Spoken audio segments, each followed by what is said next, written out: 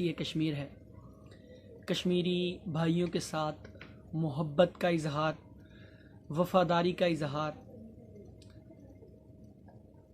توجہ اس چیز کی طرف دلانا چاہوں گا کہ 1948 میں کشمیر، مقبوضہ کشمیر کے حصے پہ بھارت کا قبضہ ہوا، اس نے اپنی فوجیں اتاری اور 1947 میں ہمارا ملک آزاد ہوا۔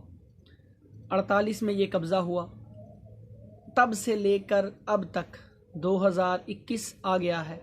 ہم 5 فروری بڑے جوش و جذبے کے ساتھ مناتے ہیں، بڑے جوش و خروش کے ساتھ مناتے ہیں، مگر اس کے منانے کا حق یہ ہے کہ ہم کشمیر کو آزاد کروانے میں کامیاب ہوں۔ فقط میڈیا پہ بیان دے دینا، نعرے لگا لینا، ریلیاں نکال لینا، ہم آنے والی نسلوں میں یہ تو اجاگر کر رہے ہیں مگر حق ادا نہیں کر رہے جو کشمیری مسلمانوں کے لیے ہمیں ادا کرنا چاہیے، جو کشمیر کے مسلمان بھائیوں کے لیے ہمیں حق ادا کرنا چاہیے، وہ یہ ہے کہ ہم ان کی آزادی کروائیں۔ آذربائیجان سے ہم سبق سیکھیں، چین سے ہم سبق سیکھیں۔ حالات جیسے بھی ہوں مسلمان کا ساتھ دینا چاہیے۔ عزت کی موت جو ہے وہ ذلت کی زندگی سے بہتر ہے، تو ہمیں اس کے لیے قدم بڑھانے چاہیے۔ یہ نہیں کہ ہم ریلی نکال لیں، جلوس نکال لیں، میڈیا پہ بیان دے دیں، اقوام متحدہ میں تقریر کر دیں، مگر مقبوضہ کشمیر وہاں کا وہاں ہی ہے۔ اتنا عرصہ ہو گیا۔ اس کی ایک بڑی وجہ یہ بھی ہے کہ ہم نے جس مقصد کے لیے ملک پاکستان لیا تھا، ہم اس مقصد سے ہٹ گئے ہیں۔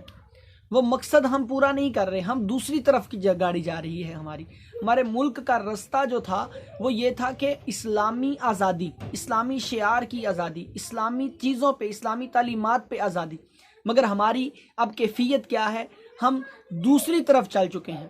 ہم اسلامی شعار کو نہیں دیکھ رہے، اسلامی اصول و قوانین کو نہیں دیکھ رہے، بلکہ ہم دیگر چیزوں کو دیکھ رہے ہیں کہ ہاں ہمیں دیگر چیزوں کی طرف ہمارا رستہ رخ موڑ دیا گیا ہے۔